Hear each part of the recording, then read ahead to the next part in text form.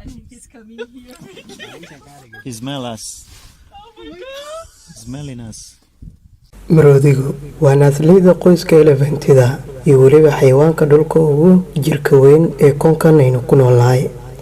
3 nooc ayaa hadda loo aqoonsan yahay maroodiga: maroodiga baadiyaha Afrika, maroodiga keymaha Afrika, iyo sidoo kale maroodiga Aasiya.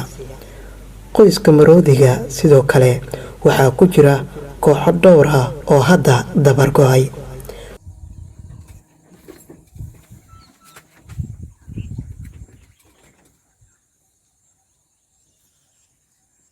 maroodiyiinta ama maroodiga Afrika waxay leeyihiin dhago waaweyn iyo sidoo kale dhabarka gadaal isugu aruuraya, halka maroodiyaasha Aasiya ku nool ay leeyihiin dhago yar isla markaana dhabarka dambe ay ka siman yihiin. waxyaabaha lagu garto maroodiga oo dhan waxaa ka mid ah tubo dheer, hadba dadka siday u yaqaaniin, jir faan dhagaha waaweyn oo iyaguna mararka qaar aad kaga caawiya maroodiga, lugaha oo iyaguna ah kuwa aad u waaweyn, iyo weliba sidoo kale maqaar adag.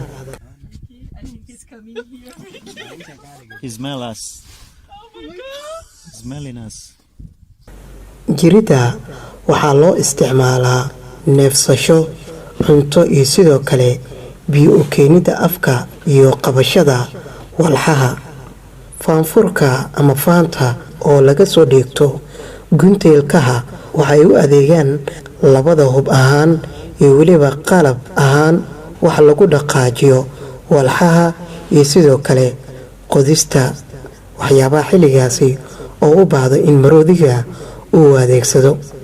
furaha dhagaha waaweyn ayaa gacan ka geysta sidii uu iskaga ilaalin lahaa heerkulka jirka ee joogtada ah iyo sidoo kale isgaarsiinta, waana kala jeedo in uu maqlo maroodiga xilliyada qaar dhabaqa agtiisa ka yaraya. maroodigu wuxuu ku fiirsan yahay dhulka saxaraha ka hooseeya ee Afrika, koonfurta Aasiya iyo sidoo kale koonfurta bariga Aasiya, waxaana laga helaa deegaano kala duwan oo ay ku jiraan saxaraha iyo sidoo kale keymaha lama degaanka iyo meelo kale uu caan ku yahay.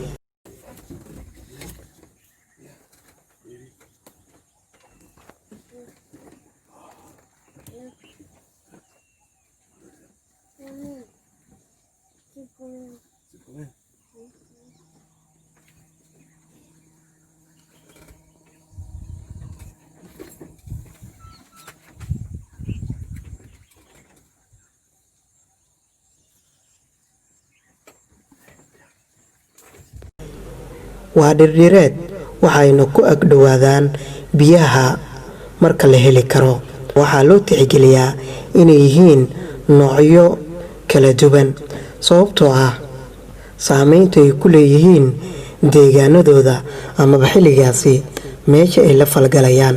maroodigu wuxuu leeyahay bulsho kala tagsan oo kooxo qoysas badani isugu yimaadaan si ay bulshada u dhexgalaan. qaarkood ayaana ah kuwa ku dhex nool bulshada oo qaarkood ay rabaayadaystaan. maroodiga waxaa loo isticmaalaa sidii xayawaanada ka shaqeeya Aasiya waagii hore, waxaana loo adeegsan jiray dagaal.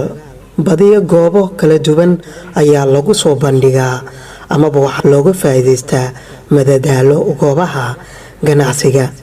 maroodi aad ayaa loo aqoonsan yahay, waxaana lagu soo bandhigay fanka, hidaha, diinta, suugaanta iyo sidoo kale dhaqanka caanka ah.